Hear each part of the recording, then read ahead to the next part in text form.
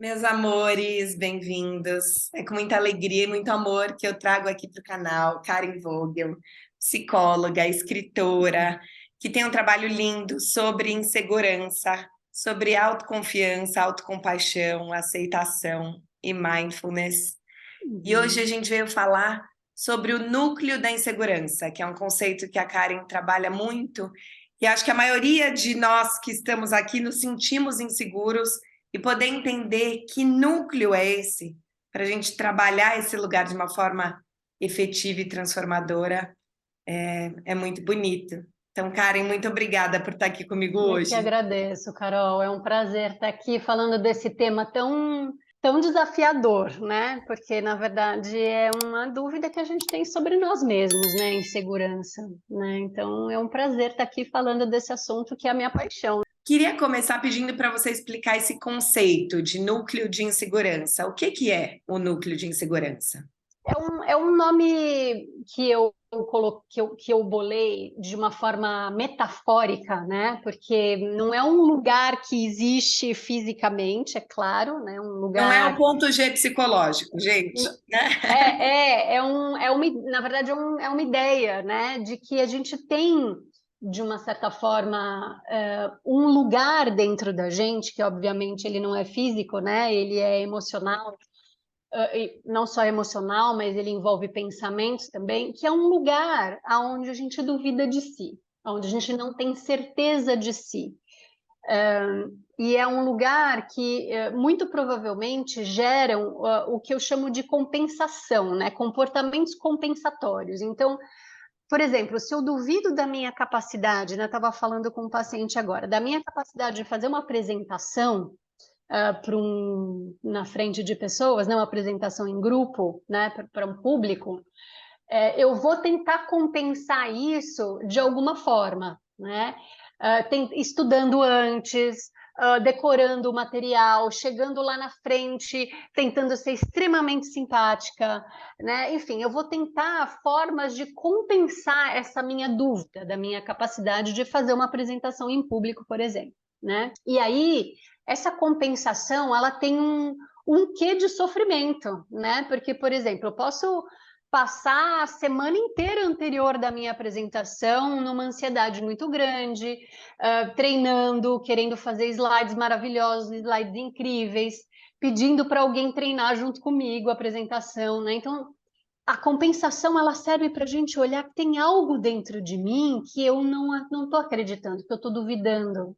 E às vezes não é sobre mim inteira, às vezes são sobre aspectos de mim que eu duvido, às vezes é sobre o meu valor todo, né? Então, por exemplo, uma crença muito comum é a crença da gente não ser suficiente, não sou suficientemente boa. Eu Essa poderia é ser uma melhor, das tem coisas algo. que mais sai nas minhas caixinhas quando pergunto eu não sou boa o suficiente. Eu até fiz um workshop Isso. sobre isso, que é o que é esse suficiente, né? E essa sensação, na verdade, se a gente for olhar, né, é uma sensação de que eu poderia ser melhor, né? E aí a grande pergunta, talvez, é ser melhor aonde? Ser melhor em quê? Né? Em que lugar? Em que parte? E aí é daí que viria, talvez, essa investigação desse núcleo, né? Porque se eu perguntar para mim, eu não sou boa o suficiente em quê? Em, sei lá, em conversar em apresentar em público, em falar desse jeito, me relacionar dessa forma, vão vir algumas respostas, né? E a grande questão é que esse núcleo de insegurança, ele foi instalado, essa dúvida sobre si, que é o que eu estou chamando de núcleo de insegurança, mas na verdade é eu pensando que tem algo em mim que não está bom, que tem algo em mim que falta, que tem algo em mim que precisa melhorar. Isso que eu estou chamando de núcleo de insegurança. E ele está instalado aí, não é à toa, né? Não é à toa que a gente tem um aplicativo instalado no celular, né? A gente foi lá e baixou o aplicativo para ele rodar no Não, celular. parece, acho que ouvindo falar, você falar do núcleo de insegurança, parece que esse é aquele que vem no celular, daí você quer limpar para liberar espaço e ele não sai de jeito nenhum. Porque de fato a gente não escolheu. Se a gente pudesse escolher, claro, né, Carol, ele não estaria ali. A gente não necessariamente quer ter um aplicativo de dúvidas sobre si, mas de fato a nossa história de vida ela instala isso sem a gente querer, né?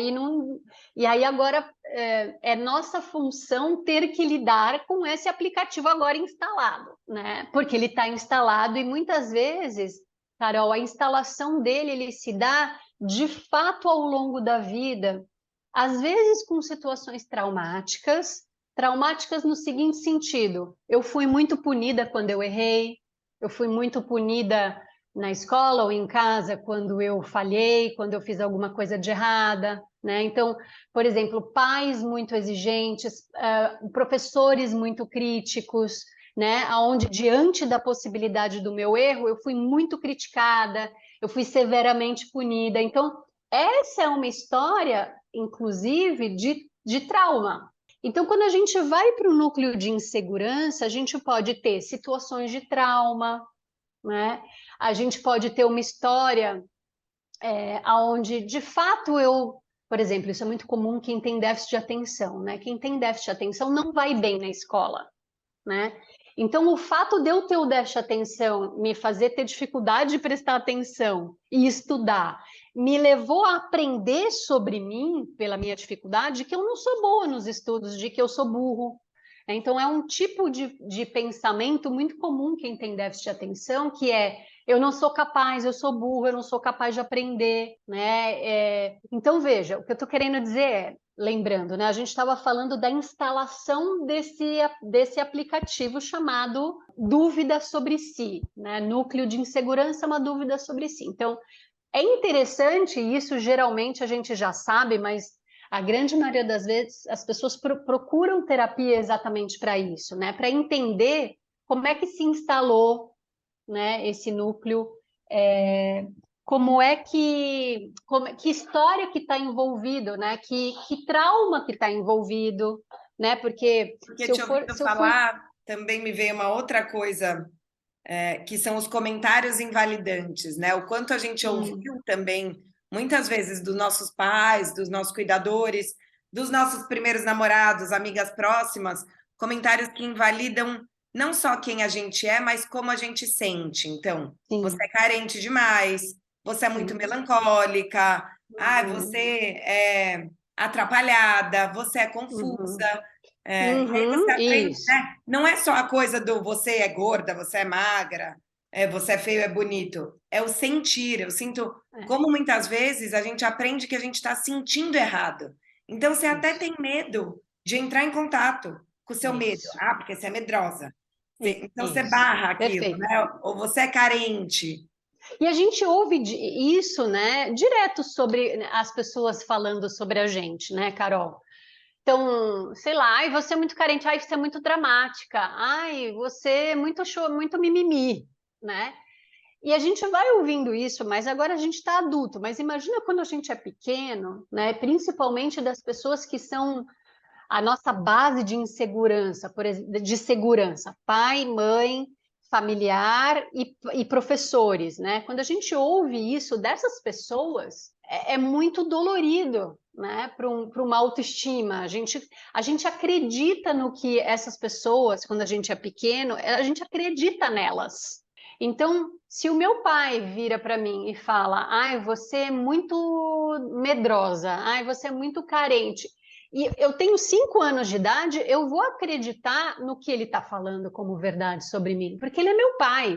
E ele é uma figura de autoridade, ele tem mais experiência de vida que eu, por exemplo, né? Então, tudo o que pai, mãe, professor, avós falam é muito significativo para uma criança, né?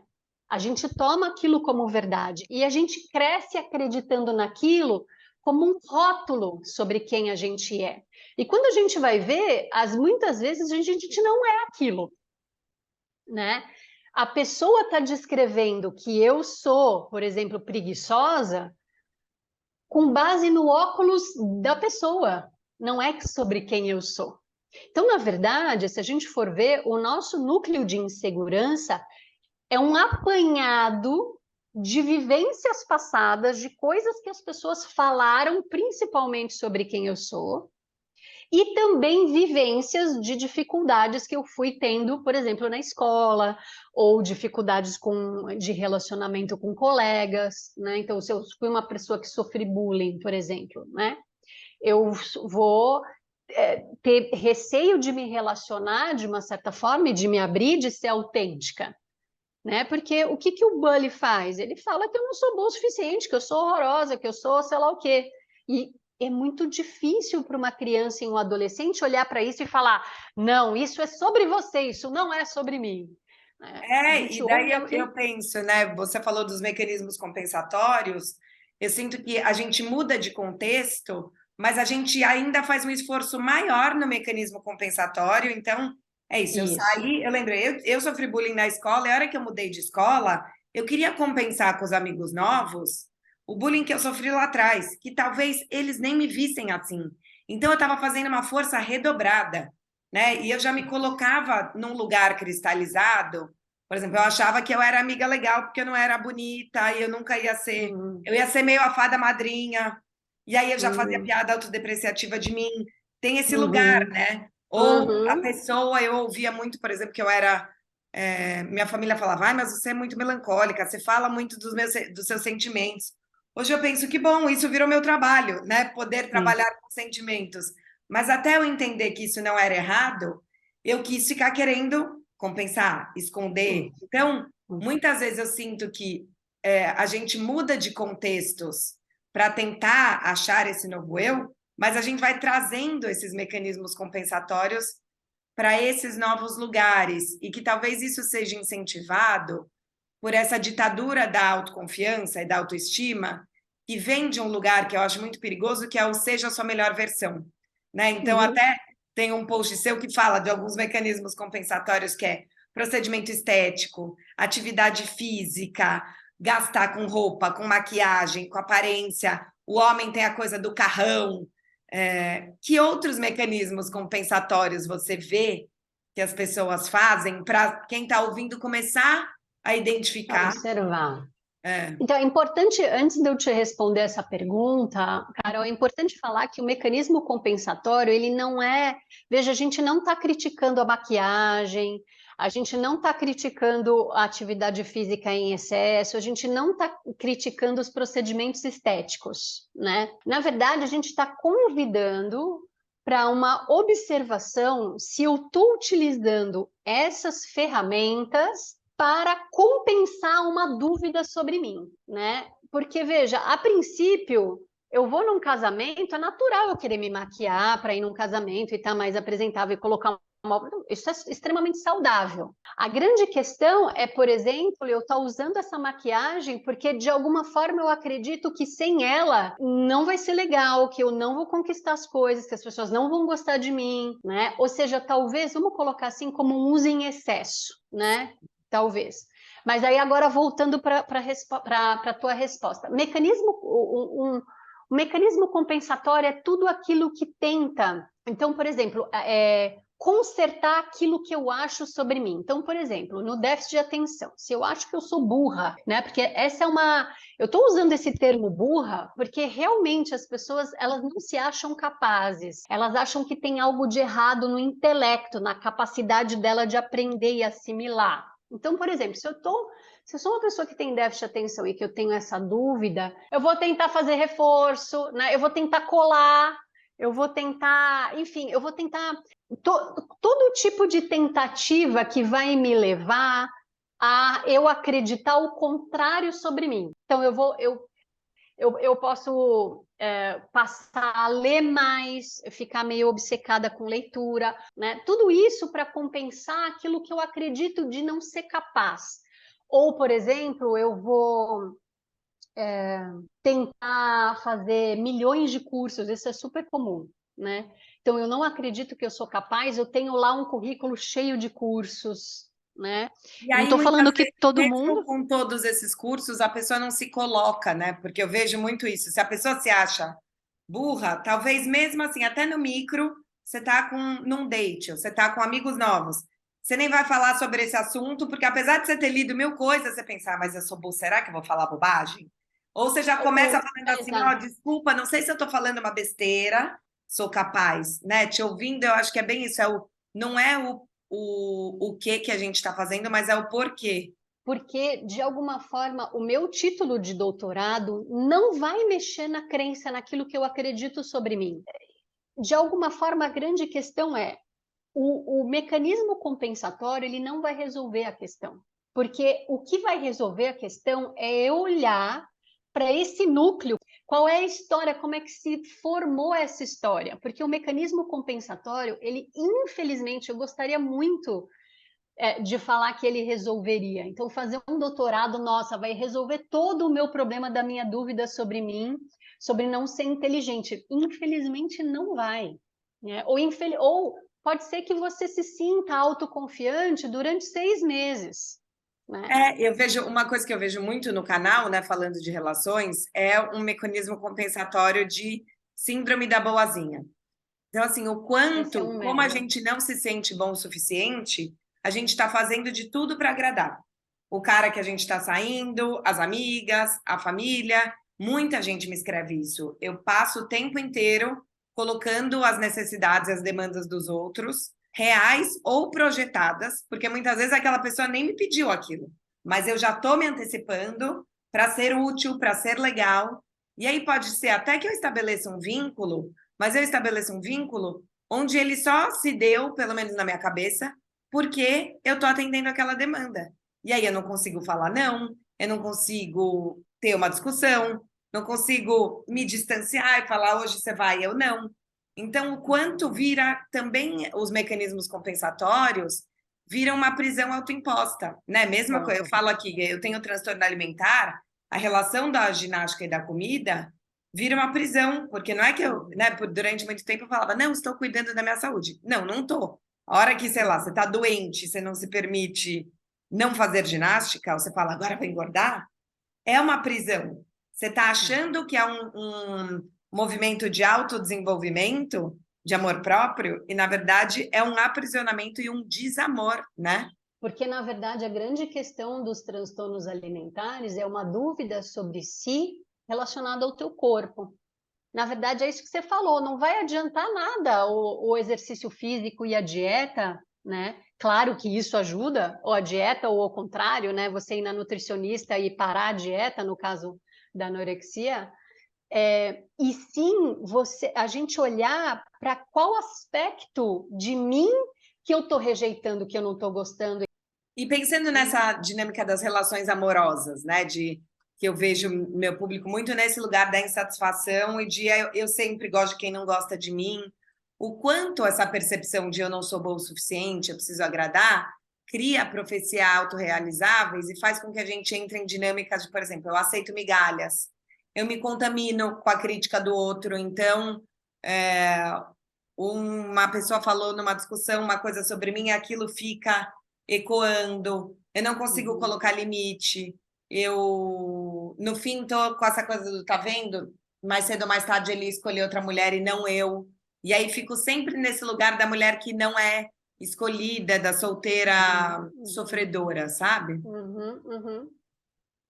É interessante, né? Porque realmente essa questão do não bom o suficiente, ele causa uma questão muito significativa nos relacionamentos. E aí você está falando dos relacionamentos amorosos, principalmente, né? Porque de alguma forma o outro ele precisa gostar do que eu tenho, né? Para o meu conteúdo. E aí, se eu acho que o meu conteúdo não é lá grandes coisas, né?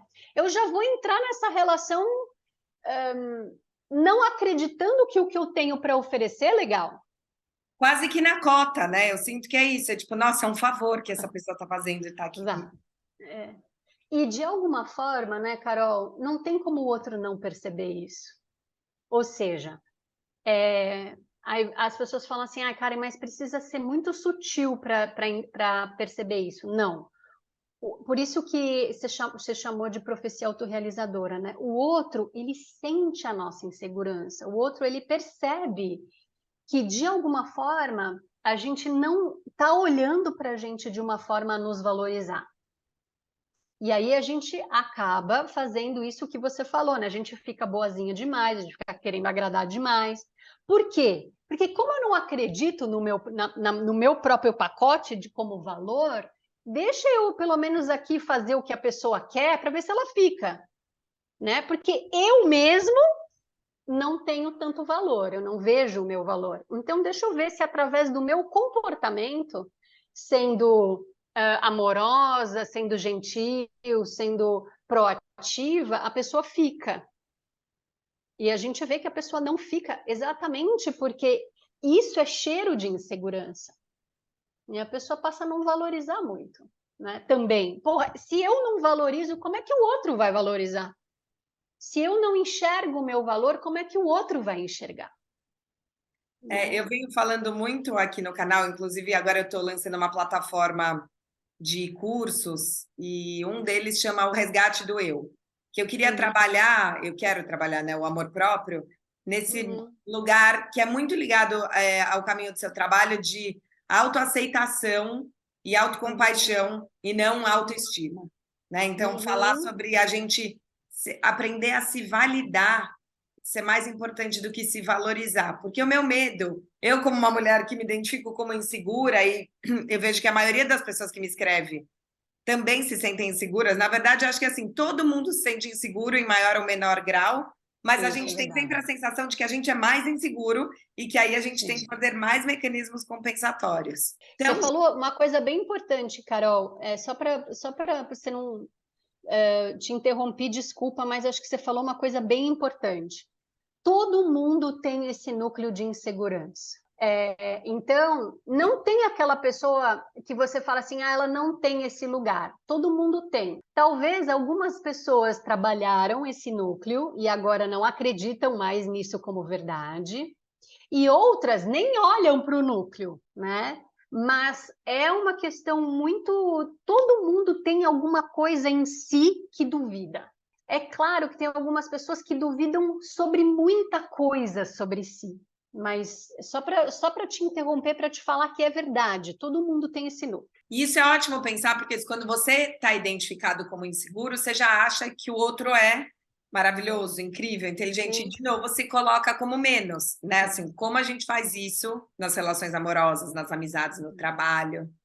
E E aí, isso também é um rótulo, né? Ser inseguro também é um rótulo que eu coloquei sobre a minha pessoa, que não necessariamente é verdade. qual é a psicologia fala muito do ganho secundário, né? Qual é o ganho secundário de ficar identificado nesse lugar do sou inseguro? O ganho secundário é assim, de alguma forma eu ganho atenção quando eu sou insegura, e não sei, é algum tipo de ganho que tem com relação a gente continuar dentro daquele padrão. Então, por exemplo, pode ser que eu receba mais atenção, pode ser que, por exemplo, isso é muito comum, né? Então, crianças não abrem mão de determinado comportamento porque ela vê que quando ela se comporta daquele jeito, o pai e a mãe param tudo e vão lá, seja uma bronca, né? Mas é um tipo de atenção, né? Então, o ganho secundário é, estou recebendo aqui a atenção da minha mãe. E como entender que a gente precisa aprender a conviver com essa insegurança e não resolver a insegurança? Porque eu também acho que a gente tem um ideal de pessoa segura que a gente nunca chega, né? Então, não, quando eu for segura, é isso. A pessoa vai falar alguma coisa, eu não vou estar nem aí, e aí eu vou estar saindo com essa pessoa, ela sumiu 3 dias, eu não vou ficar abalada, eu vou fazer a reunião do trabalho e não vou ficar com a mão suada.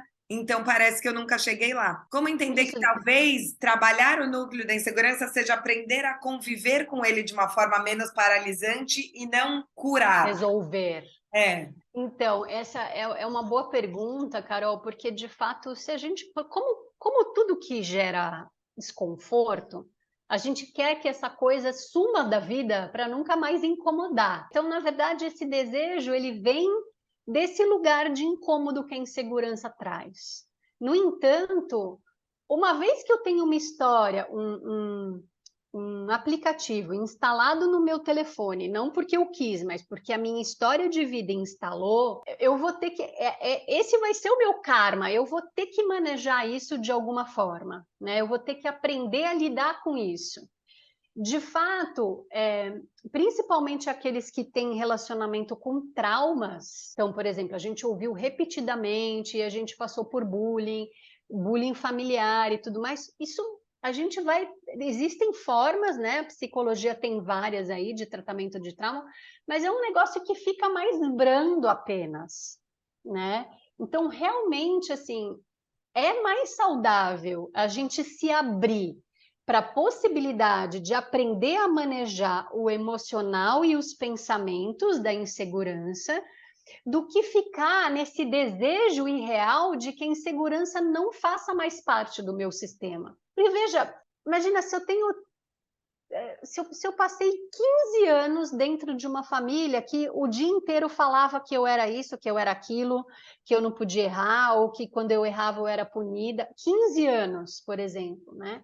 Não vai ter como apagar isso, Carol, na minha história. Então, a grande questão, eu acho que é realmente mais eficaz e essas abordagens mais modernas da psicologia, a terapia de aceitação e compromisso, a terapia focada na compaixão, que são modelos mais modernos de psicoterapia, todos eles estão mais focados em a gente aprender a manejar a ansiedade, a insegurança, os pensamentos, do que consertá-los, porque de fato a gente não vai consertar, não é um negócio que a gente conserta, né? A gente aprende a manejar. Como são alguns exercícios que a gente poderia fazer para fazer esse manejo da nossa própria insegurança? Eu acho que a coisa mais importante, Carol, é a gente aprender a se observar. Observar quando eu estou agindo com um comportamento compensatório. Então, eu digo que a coisa mais importante é a gente descobrir o que esse núcleo fala sobre si, de mim mesmo. O que o meu núcleo de insegurança todo dia está falando sobre mim? E é um desafio a gente perceber isso, porque eu vou precisar ficar de olho e ficar, né, numa prática de mindfulness meio que diária, observando os meus pensamentos e as minhas emoções, e eu observar, nossa, eu estou indo nesse lugar, eu estou indo para essa apresentação e eu tô nervosa porque eu tenho medo de não, eu estou duvidando da minha capacidade de fazer uma boa apresentação, né? Uma vez que eu percebi o núcleo de insegurança, o que ele está dizendo sobre mim, é a gente trabalhar parando o mecanismo compensatório, porque ele não vai ajudar, ele não vai resolver, e a gente trabalhar, e geralmente a gente precisa buscar uma ajuda, muitas vezes, que é trabalhar essa etiqueta que está grudada em mim sobre quem eu sou, que é o que a gente chama de self, né? Tem uma coisa que está grudada em mim, que eu acreditei quem eu sou, que não é quem eu sou. Então, fazer esse exercício de desgrudar essa etiqueta, esse princípio de quem eu sou, que não é quem eu sou. Alguém falou para mim que eu sou, mas Sim. não necessariamente eu sou. E é entender, eu sempre faço uma analogia com aquele filme Uma Mente Brilhante, que o matemático, né, que é brilhante, de repente se percebe esquizofrênico, e ele se dá conta, e tem aquele amigo ruivo com a filhinha, que são criações da cabeça dele. E uma hora ele para e ele fala para eles: eu não vou mais poder falar com vocês. Eu amo vocês, mas eu não posso mais falar. E aí, no final do filme, ele já tá um senhorzinho, ele tá andando no campus com a mulher, e a mulher fala: você parou de ver eles? E daí ele olha, e eles estão lá. Ele fala: não, mas eu decidi ignorar. Então, te ouvindo, me vem de novo essa imagem que às vezes, talvez a gente fique esperando não, agora eu me resolvi. Então, a terapia funcionou quando eu não tiver mais o gatilho de insegurança. Não, talvez é quando eu não me deixar levar por ele, né? Então, é perceber esse pensamento e trucar ele, que a terapia cognitivo-comportamental fala muito isso, né? Então, a hora que eu paro esse pensamento e penso, que outras articulações eu posso ter? Aí eu gero outras emoções que geram outras ações. né? A Brené Brown até tem um documentário na HBO que eu adorei, que chama Atlas do Coração, e ela fala que quando a gente nomeia os nossos sentimentos errados, a gente age de uma maneira que às vezes não é a melhor para a gente, só porque a gente está dando o nome errado para o sentimento. Você acha que fazer esse treino constante de não é quem eu sou, é como eu estou, Não ajuda? é o que a minha cabeça está falando sobre quem eu sou, porque essa etiqueta, na verdade, né, esse rótulo, era essa palavra que eu estava tentando achar, agora veio. Esse rótulo sobre quem eu sou está na minha cabeça, está na minha mente, nos meus pensamentos. Então, na verdade, é um processo de observação realmente, é o que você falou, né?